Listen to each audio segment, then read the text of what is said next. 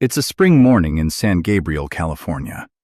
The office looks like the kind of place you'd trust with your future.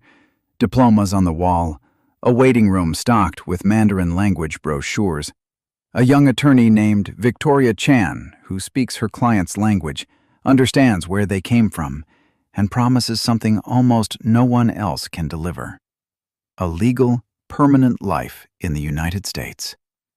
Now, federal agents are walking through it. They're from Homeland Security Investigations, the criminal arm of ICE, and they've brought the FBI along.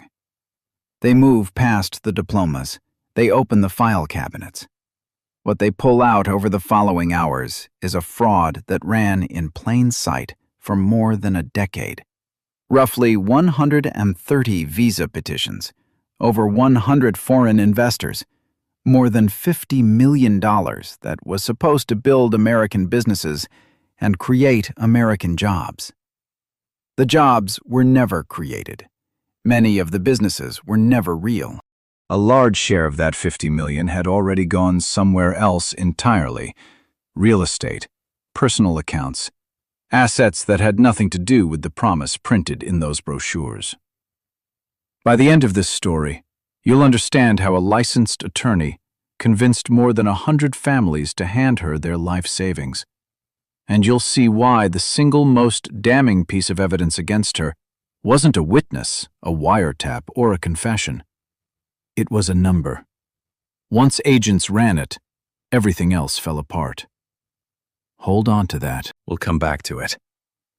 Chan didn't flee to the shadows. She was an attorney, licensed to practice, working out of a professional office in one of the more respectable corridors of Southern California. That's the whole point. This isn't a story about a criminal who looked like a criminal. It's about someone who looked exactly like the person you'd hire to keep you out of trouble. To understand what Victoria Chan was selling, you need to understand the program she was selling it through. It's called EB-5. EB-5 is a real United States visa program. Congress created it in 1990. The idea is simple.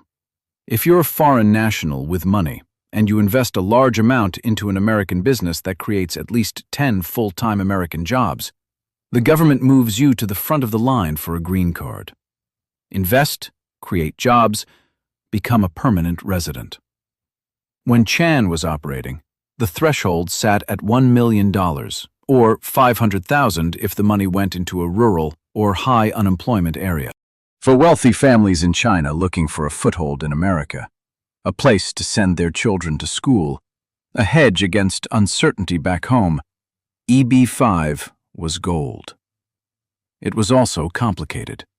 The paperwork was dense, the rules were technical. The whole thing practically demanded a specialist who spoke both the language and the law. There's a reason so much of the program's money came out of China specifically. In the years Chan was operating, Chinese nationals made up the overwhelming majority of EB-5 applicants worldwide. Waiting lines stretched for years. Where there's that much demand and that much complexity, someone always builds a shortcut. The only question is whether the shortcut is real. Victoria Chan was that specialist, or at least that's who she appeared to be. She ran the California Investment Immigration Fund, CIIF for short, along with members of her own family. That detail matters more than it first appears. This wasn't a lone operator at a single desk. It was a family enterprise, spread across multiple people and multiple entities, which is exactly what a scheme needs if it wants to move large amounts of money without any single account lighting up like a warning flare. Federal prosecutors would later name Chan's father as a co-defendant, alleging he helped run the operation with her. When investigators described the fund, they weren't describing a rogue employee. They were describing an organization. The pitch was clean. Investors put their money into projects CIIF managed.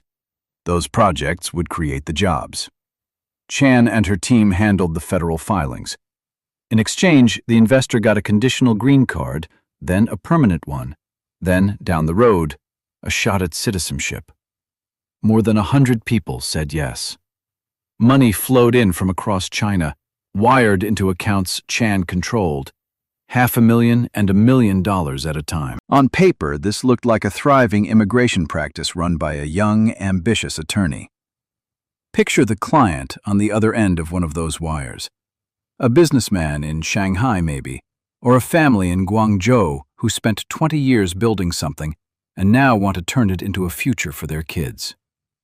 They can't just show up at the border and ask for a green card. But they've been told there's a legal door written by Congress, and here's an American attorney who speaks their language, who's done this before, who can walk them through every form. They wire the money. They wait. For a while, nothing looks wrong at all. That's what makes this kind of fraud work. For months, sometimes years, the fake and the real thing are indistinguishable. The difference shows up only once it's too late to matter. Here's the first thing that doesn't fit. For an EB-5 investment to actually produce a green card, the money has to do something. It has to go into a real business. That business has to hire real workers, 10 of them per investor, full-time. Every step has to be documented and proven to United States Citizenship and Immigration Services, the agency that decides whether the green card gets approved. 100 investors would mean, in theory, 1,000 new American jobs. So where were they? That question, where are the jobs, is the thread that eventually unravels the whole thing. It took years for anyone to pull on it. To see why, look at how the money actually moved once it landed, because it didn't stay put. Investigators would later reconstruct the flow, and the pattern was consistent. Investor money came in, wired from China into CIIF-linked accounts. Then it moved. Sometimes it bounced between accounts controlled by Chan and her family. Sometimes it was routed in ways that made it hard to trace back to whoever sent it. A large portion never went into any job-creating enterprise at all. It went into property. Southern California property specifically. One of the most reliable ways on earth to turn other people's money into something that looks like your own. A wire transfer leaves a record. It can be frozen, traced back across an ocean to the sender. A house has an address and a deed and a name on that deed. Convert the wire into the walls, and the money gets a new identity.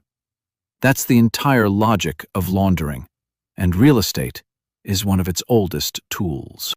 Prosecutors alleged Chan used investor funds to buy real estate, including high-end homes, that had nothing to do with the projects investors thought they were funding.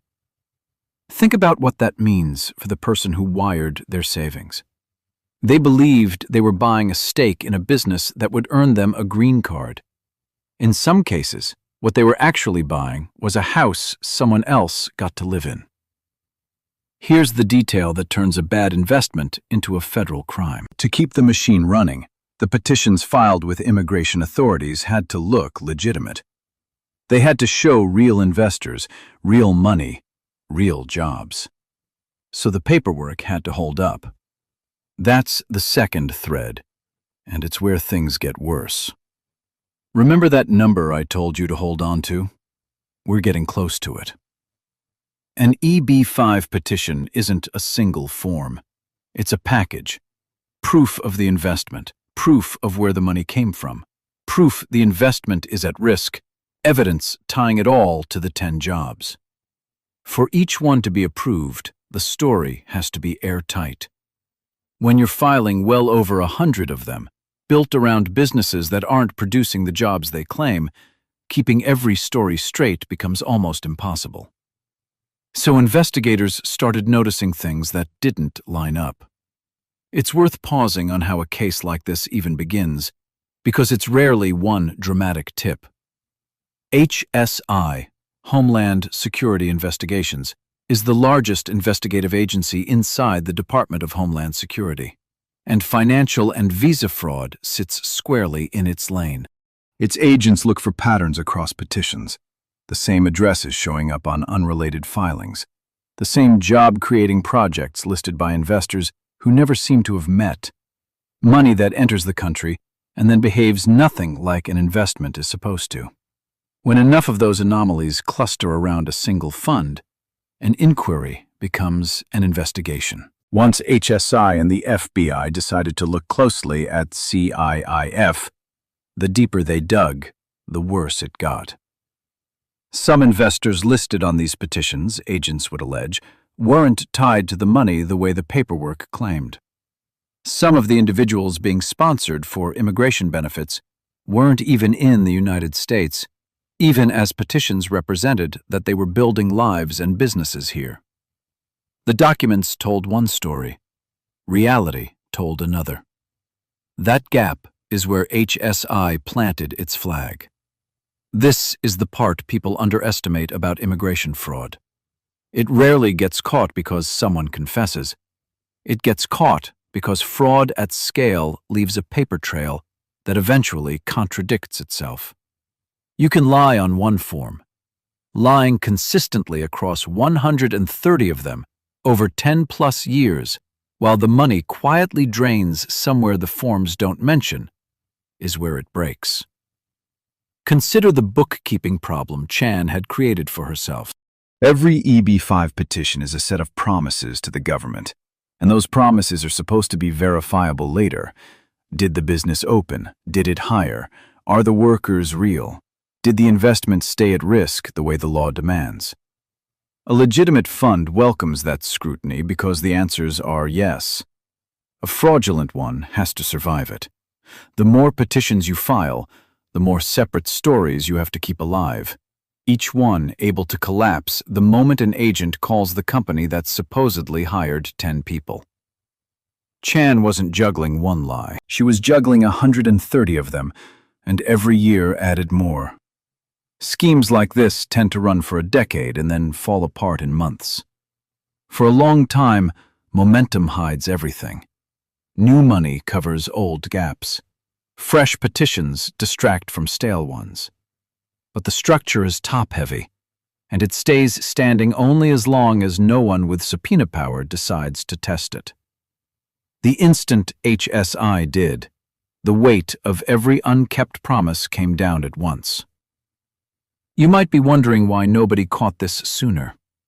100 investors, $50 million, a decade of operation. How does that stay invisible? It stayed invisible because it looked so ordinary. Chan wasn't hiding.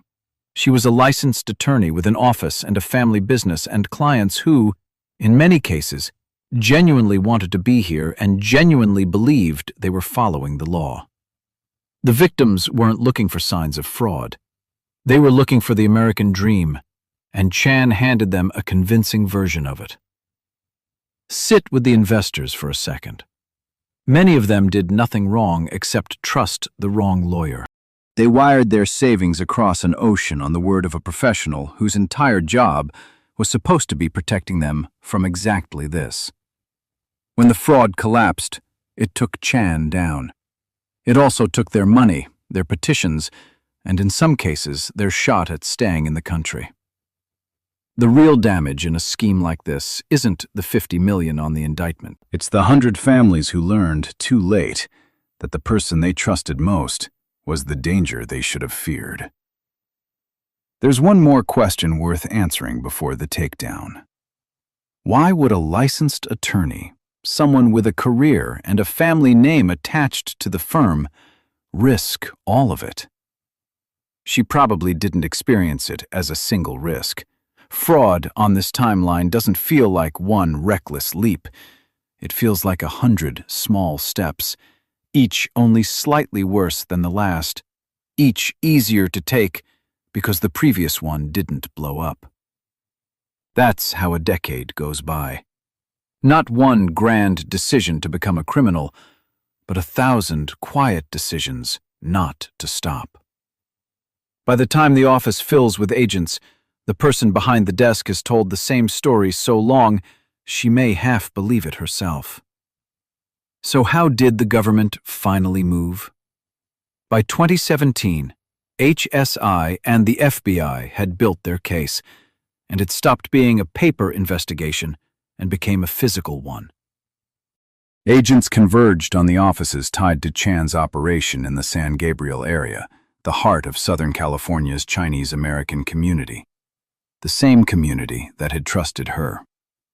San Gabriel and the surrounding valley are home to one of the largest Chinese-American populations in the country, a place where an attorney who speaks Mandarin and understands the immigration system isn't a novelty. She's a pillar. Which is exactly why the betrayal cut where it did. Chan hadn't defrauded strangers. According to the government, she'd defrauded her own community, the people most likely to trust her precisely because she was one of them. They didn't just want documents, they wanted the assets. The way you punish this kind of crime, the way you claw something back for the victims, is by finding the property the money turned into and taking it.